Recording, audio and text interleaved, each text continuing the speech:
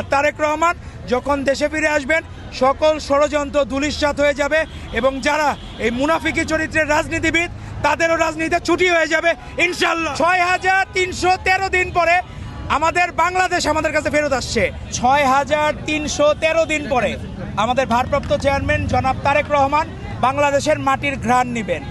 আজকে শুধুমাত্র বাংলাদেশকে ভালোবাসার কারণে শত নির্যাতন সহ্য করেও উনি কিন্তু বীরের দর্পে বাংলাদেশে ফিরে আসছেন। আমরা যে সকল স্লোগান দিতাম তারেক রহমান বীরের বেশে আসবে ফিরে বাংলাদেশে, মা মাটি ডাকছে তারেক রহমান আজকে, সেই স্লোগানগুলো আমরা আমাদের এখনকার যারা ছাত্রদল নেতা সবার যৌবন গেছে এই স্লোগান দিতে। আজকে সেই ৬,৩১৩ দিন পরে আমাদের বাংলাদেশ আমাদের কাছে ফেরত আসছে। এর থেকে আনন্দের আর কোনো কিছু হতে পারে না। আমরা সারা বাংলাদেশে সবাই উদ্গ্রীব হয়ে আছে বাংলাদেশ তার প্রাণের নেতাকে কিভাবে বরণ করে নিবে।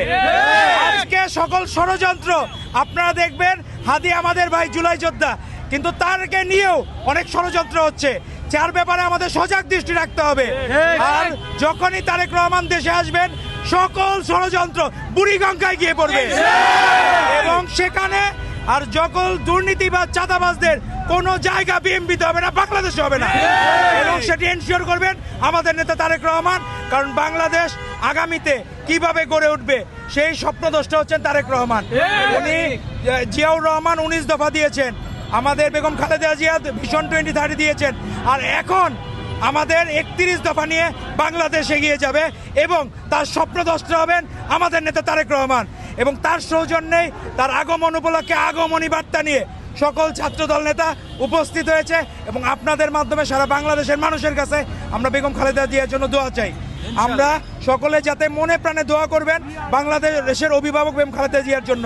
আর তারেক রহমান যখন দেশে ফিরে আসবেন সকল ষড়যন্ত্র ধূলিসাৎ হয়ে যাবে এবং যারা এই মুনাফিকি চরিত্রের রাজনীতিবিদ তাদেরও রাজনীতিতে ছুটি হয়ে যাবে ইনশাল্লাহ।